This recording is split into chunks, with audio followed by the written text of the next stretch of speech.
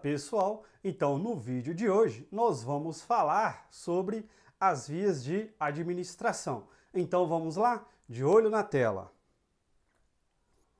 Bom, as vias de administração, elas estão intimamente relacionadas com as propriedades do fármaco e pelos objetivos terapêuticos.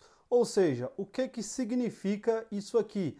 A via de administração, ela é primariamente determinada por essas propriedades que os fármacos podem apresentar. E que propriedades são essas? Por exemplo, se o fármaco, se ele é hidro ou lipossolúvel, se o fármaco está na sua forma ionizada ou não ionizada, dentre outras propriedades. E quando a gente fala dos objetivos terapêuticos, nós estamos fazendo referência a quê? A necessidade, por exemplo, de um início rápido de ação, pode ser, por exemplo, a uma determinada restrição de acesso a um local específico.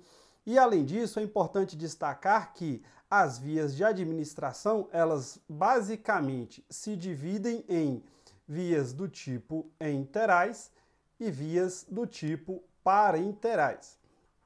Alguns autores ainda trazem, uma classificação como sendo outros, mas basicamente as vias de administração são classificadas em enterais e parenterais. Bom, qual que é o conceito de via de administração? A via de administração, ela significa a porta de entrada do fármaco, tá? A porta de entrada do fármaco, ou seja, como que o fármaco ele entra no nosso organismo. Isso que é, o que representa a via de administração.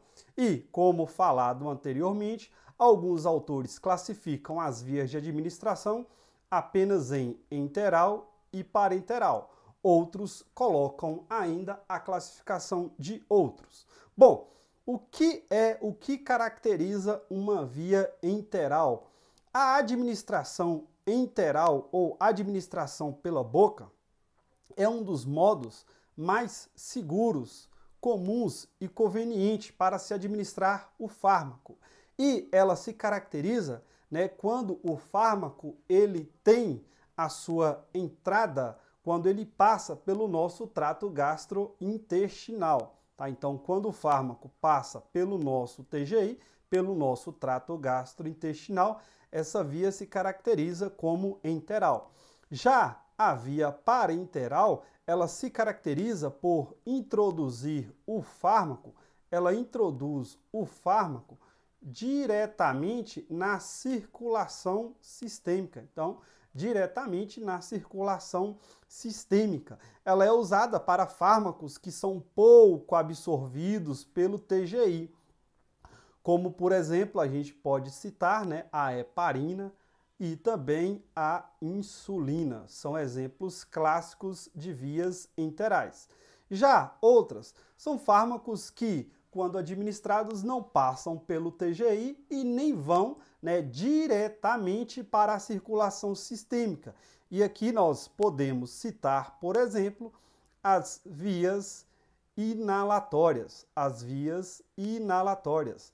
Além das vias inalatórias, poderíamos colocar também as vias tópicas, a via retal, ok? Mas existem autores que simplesmente colocam as vias inalatórias e tópicas como sendo do tipo parenteral, já que elas não têm a absorção pelo TGI.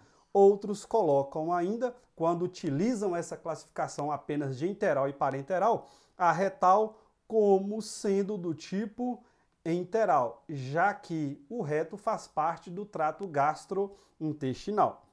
Então vamos lá. Nesta imagem, nós podemos observar as vias que são comumente utilizadas para a administração de fármacos. E quais são essas vias? Vamos citar, por exemplo, a ocular, a inalação, a via oral, a sublingual e também a bucal, os adesivos transdérmicos, tem-se também a epidural, a retal, as parenterais, e aqui nós temos a intravascular, a intramuscular, a subcutânea, a via óptica, nós temos aqui também a via tópica, enfim, essas são algumas das ilustrações dos tipos de vias de administração. Então, de olho na tela e vamos lá. Aqui eu tenho para vocês uma dica bônus. Isso aqui cai muito, principalmente em concurso público. Você que vai fazer uma prova de residência, você que vai fazer alguma prova de concurso, fique atento a essa informação, né? Geralmente cai nas provas. Toda via parenteral é injetável? A resposta que eles têm cobrado é não, tá? Toda via parenteral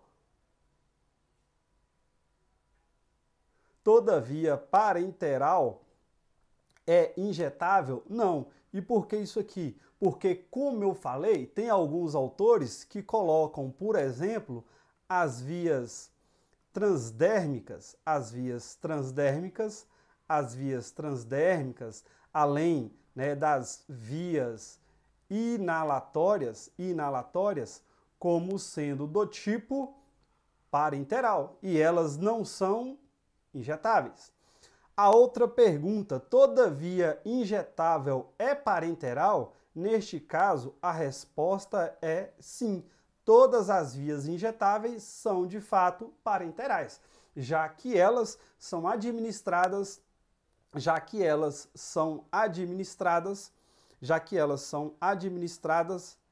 de forma que não passam pelo trato gastrointestinal.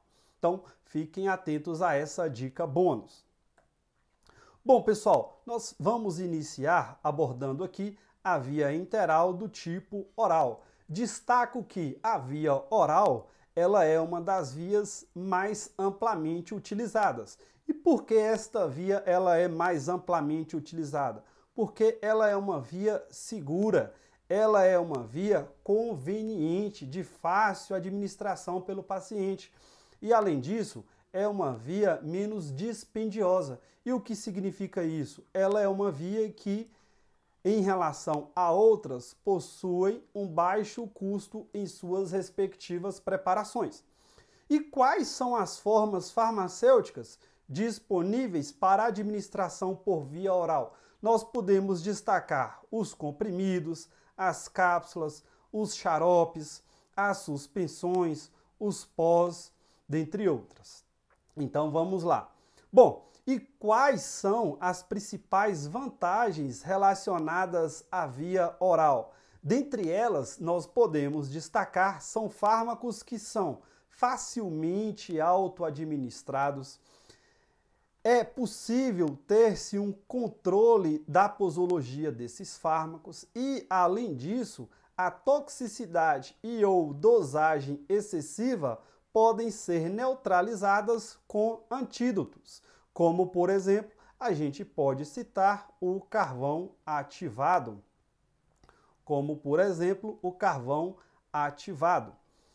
E quais são as principais desvantagens em relação à administração pela via oral?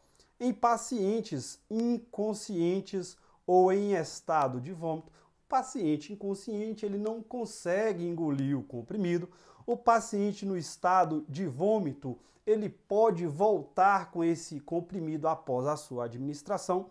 Além disso, determinados fármacos são irritantes, o que até dificulta a adesão do paciente ao tratamento.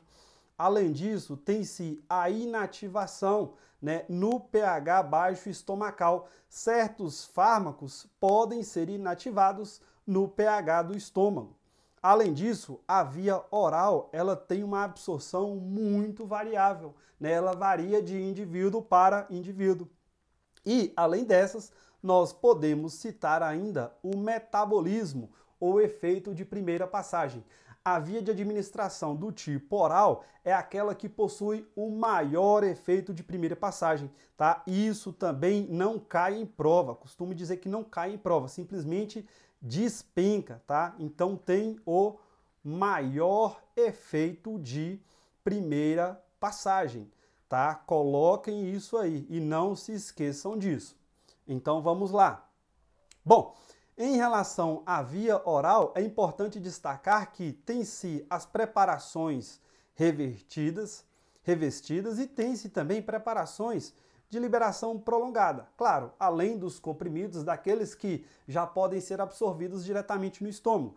As preparações revestidas ou entéricas, ela possui um envoltório químico que protege o fármaco do ácido gástrico, ou seja, que protege o fármaco do pH ácido do estômago, liberando-o, porém, no intestino. No intestino, o pH ele é menos ácido, onde o envoltório deste comprimido, ele se dissolve e permite a liberação do fármaco. Então, a preparação revertida é basicamente isso. É uma forma que protege o nosso princípio ativo de ser inativado no pH estomacal.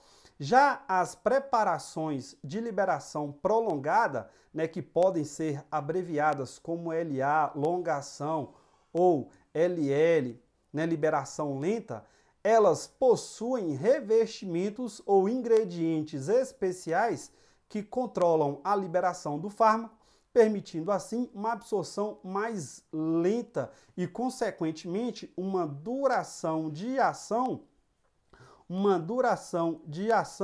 mais longa, tá? Além disso, pessoal, é importante destacar que essas preparações de liberação prolongada, elas podem manter as concentrações na faixa terapêutica por um período longo de tempo, em contraste com as formas de liberação imediata, que podem resultar em picos,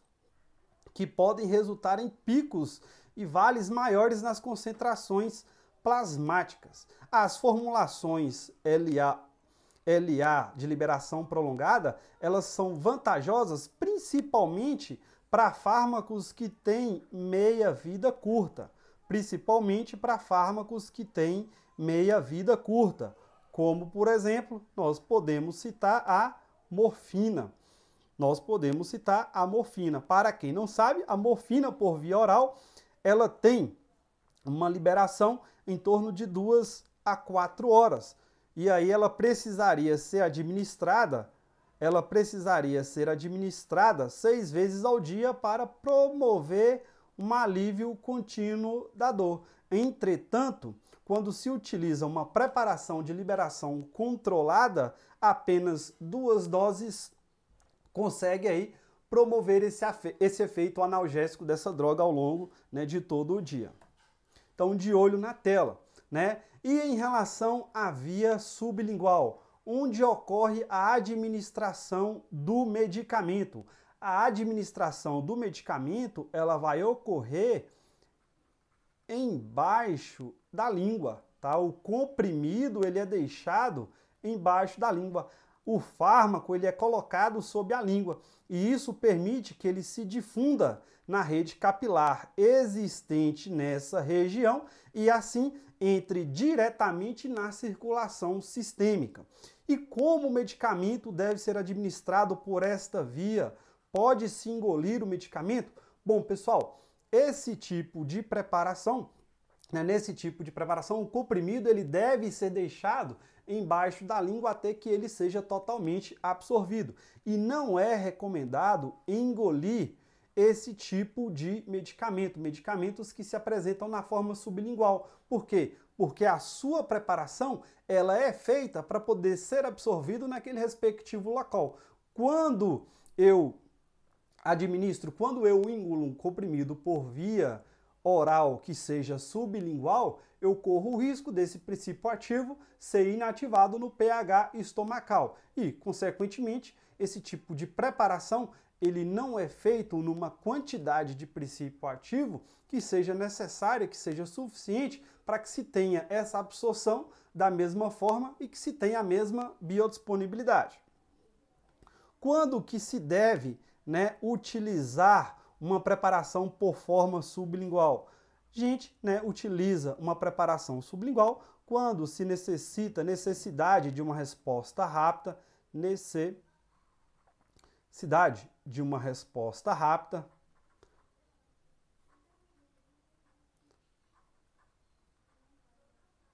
quando né, podemos colocar aqui também quando o fármaco, tá? Quando o fármaco ele é instável, quando o fármaco ele é instável em pH gástrico, ou ainda quando o fármaco, né, é metabolizado rapidamente lá no fígado.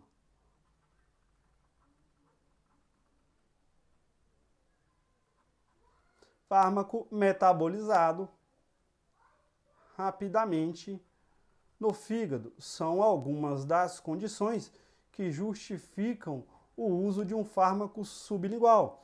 E aqui, olha, uma dica bônus para vocês. Uma dica bônus para vocês é sem metabolismo de primeira passagem. Pessoal, o fármaco administrado pela via sublingual, ele passa dessa região embaixo da língua, da mucosa embaixo da língua, diretamente para a corrente sanguínea. Ou seja, é uma via que não possui efeito de primeira passagem. Isso aqui cai muito em prova, então fiquem atentos. E ela é muito utilizada para administrar medicamentos de emergência, como por exemplo, a isosorbida, a nitroglicerina, dentre outros fármacos que são utilizados, como por exemplo, com aí o efeito analgésico. Quais são as vantagens? Então está aqui, são fármacos que não sofrem o metabolismo de primeira passagem. Além disso, olha, a absorção sistêmica ela é rápida, sem o risco de degradação dos princípios ativos pelos sucos digestivos. E quais são as desvantagens relacionadas à via de administração sublingual? A área disponível para absorção ela é relativamente pequena. Então, comprimidos que necessitam de uma quantidade maior de princípio ativo, ela pode ser inviabilizada de se fazer um comprimido para administração sublingual. Além disso, olha, requer drogas que sejam mais lipossolúveis, além de não ser adequada se o paciente ele não estiver consciente. Então, o paciente consciente, o paciente inconsciente, ele não consegue deixar esse comprimido embaixo da língua até que o mesmo seja completamente absorvido.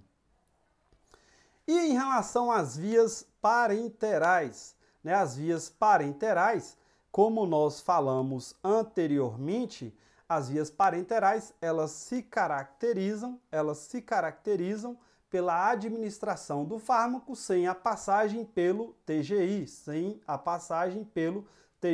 ou seja, pelo trato gastrointestinal. Por isso, nas vias parenterais, nós temos principalmente as vias injetáveis. Todas as vias injetáveis são do tipo parenterais. E quais são as principais vias injetáveis? Nós temos a intramuscular, a subcutânea, a intravenosa e a intradérmica. Cada uma tem aí as suas respectivas características. E é importante destacar que as vias parenterais, elas são utilizadas principalmente para fármacos que são o quê? Fármacos que são pouco absorvidos pelo TGI. E nós já até citamos exemplos anteriormente, como por exemplo a heparina, dentre vários outros. Ou até mesmo quando é necessário uma ação rápida, né? Quando for necessário uma ação rápida, já que no caso, por exemplo, da intravenosa, o fármaco ele é administrado diretamente na corrente sanguínea. Bom, pessoal, e é importante destacar ainda que as vias parenterais, elas possuem a maior biodisponibilidade. São vias que possuem uma alta biodisponibilidade quando a gente compara com outras vias. E além disso, são vias que não sofrem, tá? Isso aqui é super importante, não sofrem efeito de primeira passagem ou metabolismo de primeira passagem. Então anotem isso aí.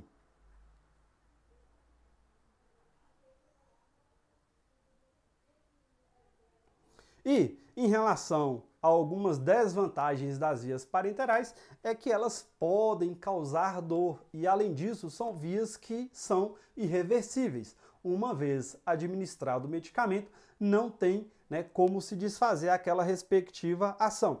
E aqui, olha, nesta imagem nós temos aí a representação da principal diferença em relação à intramuscular, subcutânea, intravenosa e intradermal. E essa diferença está relacionada, sobretudo, aonde que o medicamento ele é administrado. A intramuscular, o medicamento, o fármaco é administrado diretamente no músculo. Além disso, né, o fármaco deve ser administrado em uma angulação de 90 graus. A subcutânea, o fármaco ele é administrado na camada subcutânea. A angulação ela é de aproximadamente 45 graus. A intravenosa, a administração ela deve ocorrer diretamente no vaso, com uma angulação aí de aproximadamente 25 graus. Já a intradermal, o fármaco ele é administrado na camada mais superficial da pele. A angulação ela é aí de 10 a 15 graus. E quais são, né, de forma geral, as principais vantagens relacionadas às vias injetáveis? São maneiras práticas de se administrar fármacos em pessoas com dificuldade de deglutição, vômitos, inconsciência, crianças, idosos e etc. Além disso, são fármacos que são vias que permitem o controle das dosagens. O efeito ele é muito rápido, o efeito é praticamente imediato. E aqui, olha, destacar a via intravenosa. Além disso, é uma opção aos fármacos que são irritantes da mucosa gástrica e intestinal, ou se forem sensíveis e degradados pelos sucos digestivos. Quais são as principais desvantagens relacionadas aí às vias injetáveis? É necessário, neste caso, a necessidade de um profissional capacitado. Não é qualquer pessoa que consegue realizar a administração desse tipo de fármaco através das vias injetáveis. Além disso, pode haver desconforto com sensação de dor pelo paciente. E também pode-se citar o risco de contaminação para o paciente e para o profissional. Então, por isso, deve-se seguir todos os procedimentos de biossegurança quando se for realizar uma administração do tipo aí injetável.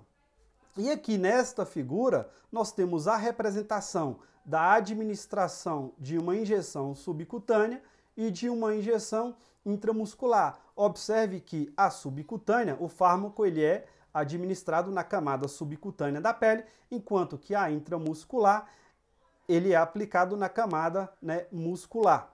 Bom, pessoal, e nesta figura, o que ela mostra pra gente? Aqui nós temos a concentração do plasma relacionada à droga midazolam por via intravenosa, e aqui nós temos o tempo. Observem que em vermelho nós temos a administração desse fármaco por via intravenosa. Já em azul, esse fármaco é administrado por via intramuscular. Observem que por via intravenosa a biodisponibilidade ela é muito maior do que quando eu comparo com a via intramuscular. Seguindo aí, né, em relação à via intravenosa, a absorção não é necessária. Isso aqui, olha, despenca em prova, tá? Cai nas provas. A via intravenosa, ela apresenta a etapa farmacocinética de absorção. Não, esses fármacos, eles não têm, né, quando administrado pela via injetável, eles não possuem a etapa de farmacocinética da absorção. Por quê? Porque eles são administrados diretamente na corrente sanguínea ou na circulação sistêmica. Bom, e quais são as principais vantagens relacionadas à administração intravenosa? Coloquem aí o efeito. O efeito ele pode ser imediato. Então, o efeito ele pode ser imediato. Além disso, ela é ideal para dosagem de altos volumes. Eu consigo administrar pela via intravenosa altos volumes. Além disso, ela também é adequada para substâncias irritantes e misturas complexas. E, além disso, também é valiosa para situações de emergência, principalmente no ambiente hospitalar. Permite a titulação da dosagem e, além disso, pode ser utilizada para fármacos proteicos de alta massa molecular. Fármacos de alta massa molecular, eles são inviáveis para serem administrados pela via oral, já que a sua taxa de absorção é muito baixa. Então, nós temos estas vantagens. E quais são, as principais desvantagens relacionadas à via intravenosa? Ela é imprópria, tá, para substâncias que são muito oleosas, tá? Além disso, a injeção em bolos, ela pode resultar em diversos tipos de efeitos adversos. Além disso, a maioria das substâncias, a maioria dos fármacos, eles devem ser administrados lentamente. E, por fim, são necessárias, técnicas de asepsia adequada. Técnicas de asepsia adequadas. Deixa eu apagar isso aqui, fazer mais bonitinho aí para vocês. Pode ser necessário técnicas de asepsia mais adequadas. Bom, pessoal, dica bônus, tá? Fármacos administrados pela via intravenosa, eles apresentam uma biodisponibilidade de 100%. Por quê? Porque eles são administrados diretamente na circulação sistêmica. Eles não apresentam efeito de primeira passagem. Já em relação à via intramuscular, o padrão de absorção vai depender dos diluentes do meu fármaco. E quais padrões são esses? Soluções aquosas geralmente são absorvidas de forma imediata. Já preparações de depósito, a liberação é lenta e prolongada. E aqui, olha, por exemplo, nós podemos citar os anticoncepcionais. E quais são as principais vantagens e desvantagens relacionadas à via intramuscular? As principais vantagens, ela é adequada se o volume é moderado. Então, olha, ela é adequada se o volume for moderado. É adequada para veículos oleosos. Então, aqui é possível utilizar veículos oleosos. E, além disso, ela é preferível em relação à intravenosa se o paciente for realizar a autoadministração. E quais são as principais desvantagens relacionadas a esta via? Ela pode afetar certos tipos de laboratório. Então, ela afeta certos testes. Afeta certos testes de laboratório. André, cita um exemplo de teste que pode ser afetado, como, por exemplo, a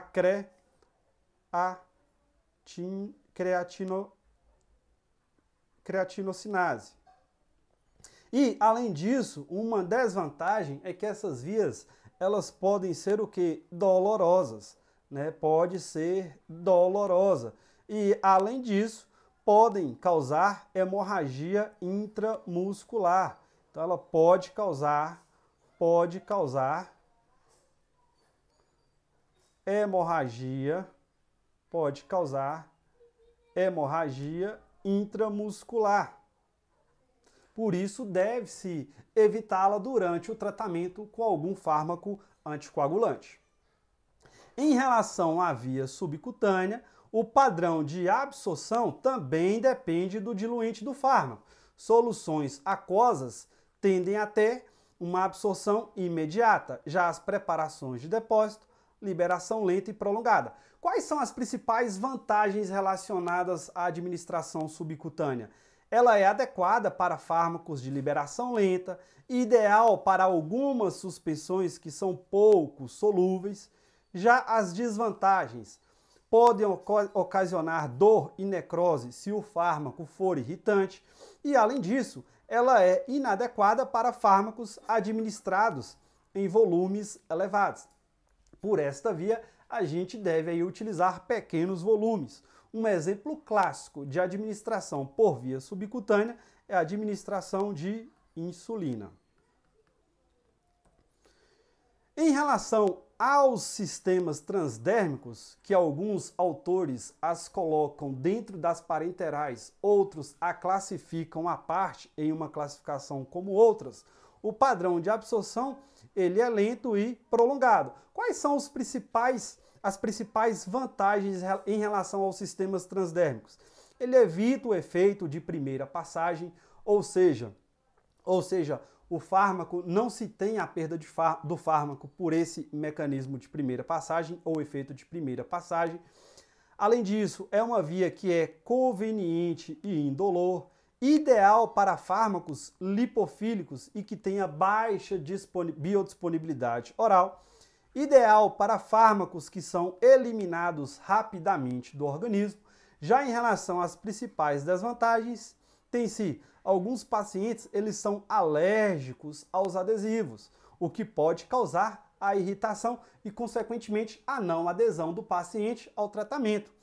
O fármaco ele deve ser muito lipofílico para que essa absorção ocorra através da pele.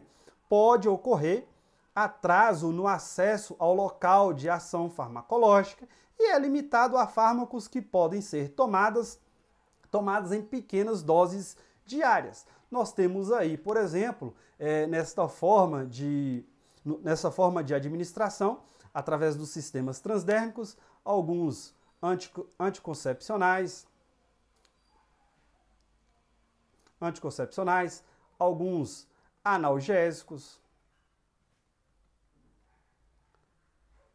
como por exemplo aqui os salompas, tá? dentre outros fármacos. E é importante destacar que as formas farmacêuticas aplicadas sobre a pele podem ter finalidade de absorção sistêmica ou apenas efeito local, tópico. Vai depender de qual é o meu fármaco que se apresenta nessa forma. Por exemplo, a gente tem analgésicos para uso local através dos sistemas transdérmicos e temos, por exemplo, os anticoncepcionais que promovem um efeito sistêmico e apresentam esse tipo de via de administração através dos sistemas transdérmicos. Então aqui um exemplo clássico aí de um adesivo, uma representação esquemática de um adesivo transcutâneo.